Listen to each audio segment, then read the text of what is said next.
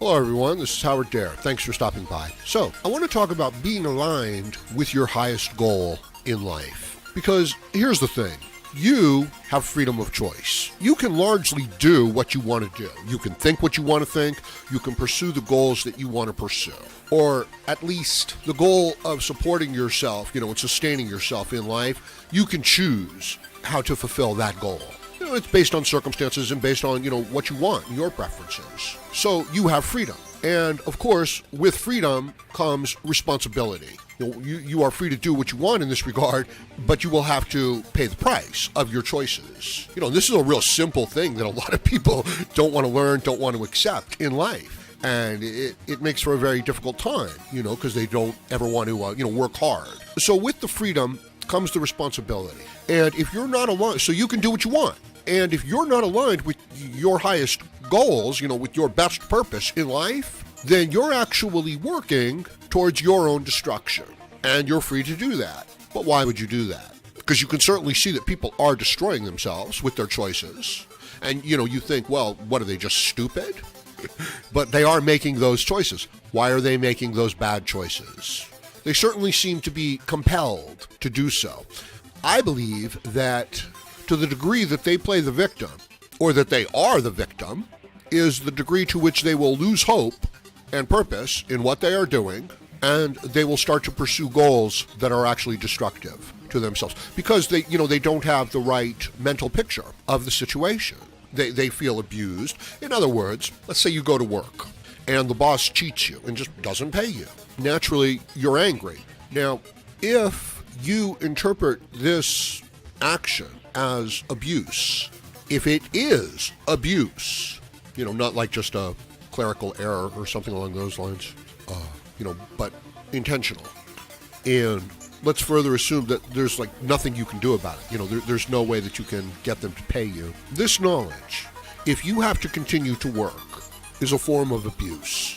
I think what happens in instances like this is that the individual dismisses the abuse in order that they can continue to work, but that it extracts an unconscious price on the person.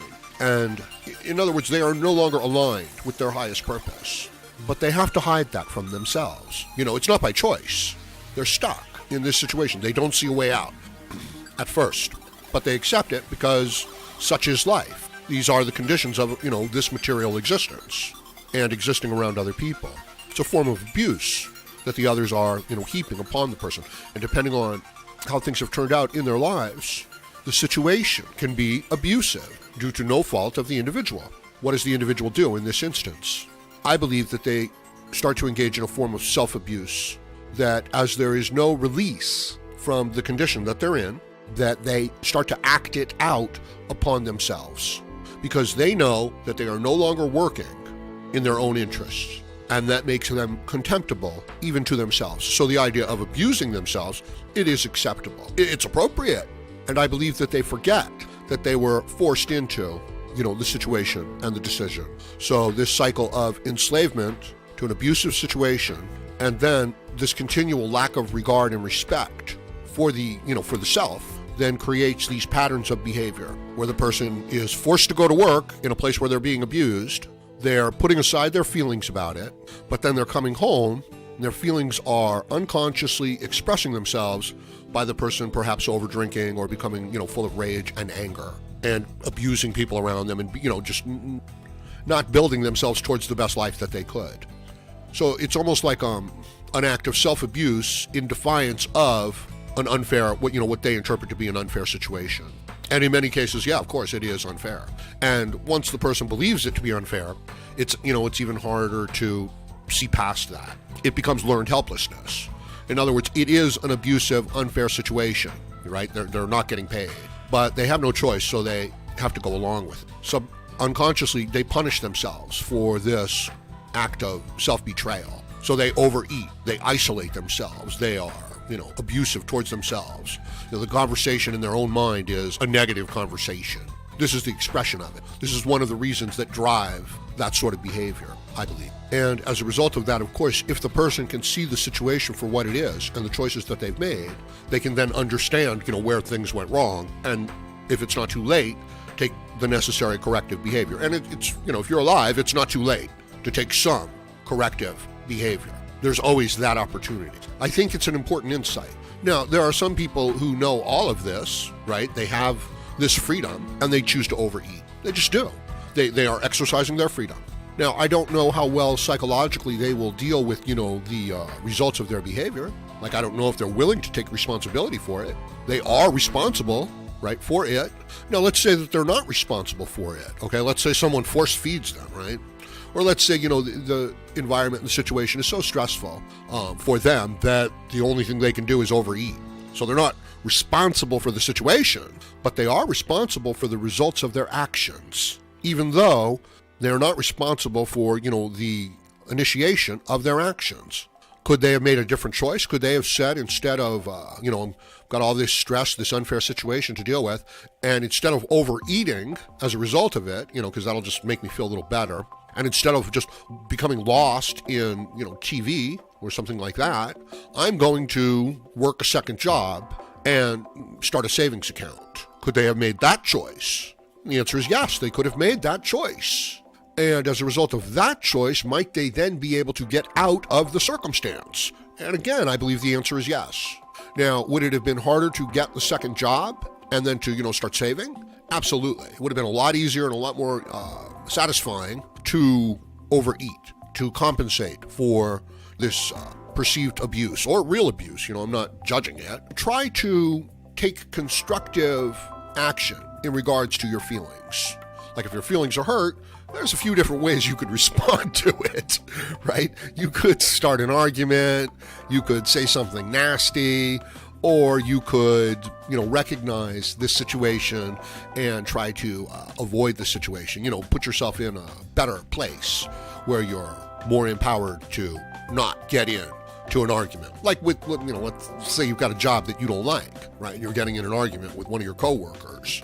Well, there's a lot of things you can do, but one of the smartest things you could do would be to find another job. Start looking for it.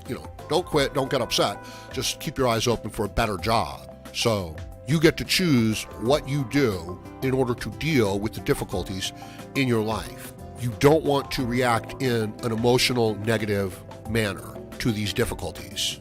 And the difficulties may or may not be fair. They may or may not be, as a result of your decisions, but you will be responsible for them no matter what. Right? Like, I know it's unfair. It's not right. But ultimately, you have to make the best of the situation that you have. Like, you don't get to control what cards are dealt to you in a game of poker, but you do get to decide how to deal with those cards, whether or not to continue playing, how to bet, and that. So it's limited freedom, right? And you have to then take the responsibility and make the best decisions possible. And I think that when people are not taking care of themselves, I think this is why. And I know that this is a very abstract, aerial view of the problem in the situation. But, that's what I do. I'm looking for this level of abstraction so that I can then give this general formula to somebody who might be struggling in the situation. So, my hope is that somebody who's overeating and listening to this, someone who's just not putting a fire in their life, who's listening to this, someone who is abusing themselves, with maybe substances, listening to this, gets some insight as to why they're doing it, right? Like, I don't know. It's like, holy, my sister's been abusing me, been calling me stupid for the last 20 years. No wonder why I don't feel good. No wonder why I get up every morning with this horrible voice in my head. No wonder why I don't work hard. Or just, this is how my father used to treat me, or my mother, or that ex-girlfriend. I want people to be able to see the origins of their behavior so that they can then make a responsible decision and guide their behavior in a manner that is productive towards their own life, right? And that's a good feeling, right? If you're getting a little better at a problem on a regular basis because of your efforts, well, that's very encouraging. But if you're not, that's very upsetting. It's like when you get sick, you start getting a fever and you're thinking, first you barely notice it, kind of try to ignore it. And then, you can't ignore it if it gets worse. And you think, well, maybe I should have paid a little bit more attention to it at first. But, again, you still hope it'll just go its own way. And then, assuming it just gets worse and you become sick. So now, you accept the fact that you're sick and you have to rest and get better. But you don't get better for a day or two. You know what I mean? the fever gets worse, the cold gets worse. And like sometimes it can get really horrible. And at some point, if it doesn't start to get better, you think, what's going on here? What's going to happen? So you're constantly waiting for that, you're waking up after a rest or an evening and asking yourself, do I feel better or worse than I felt before? And if you can feel just a little bit, you always feel better right when you wake up. You know what I mean? But that goes away after maybe about 20 minutes or so. At least it does for me. But then after that, if you can say, yeah, I'm getting better, it's like, oh, okay, all right, we're getting better. We're going to be okay. It might take a few more days, but we're going to be okay. But if it's the same or if it's getting worse, that's horrible. It's a horrible feeling. So I'm hoping that you can that some people could at least gain back that level of hope, optimism regarding their own destiny, right? Because, look, I can't change where you are in life, but you can. And that's what you're looking for. If you can see that, oh yeah, I can have a positive effect on my own life and it's getting better, well, that's very inspiring. Just keep going, just keep heading on in that direction and you'll get there. And it's possible. And it's a great feeling. And there's nothing wrong with having to work hard for that. But if you're looking at it and you're not seeing that and things are getting worse and you can't see a way out, people lose hope in that circumstance. They become nihilistic, which, we're calling now the black pill. It's not good. This idea that everything's going to come breaking down and destroy itself and you have no reason to get up in the morning. That's a horrible feeling. Don't do that to yourself. You don't have to do that to yourself. And I hope that you can now apply, some of this towards getting better results in your own life. Because the results, they're not your results, but they certainly matter. Just like you want to be getting better at the things you're doing. You can't expect to just be handed the end result. It's a journey. But if you can start making progress in the right direction, I would be really, happy with setting someone on that path. So I hope you understand what I'm trying to say, and because I'm going to leave it at that for now. So let me know what you think about it in the comments section below, and please like, share, comment, subscribe, donate, and join me again, Howard Dare, as I plan to have more content for you. Thank you, MGTOW.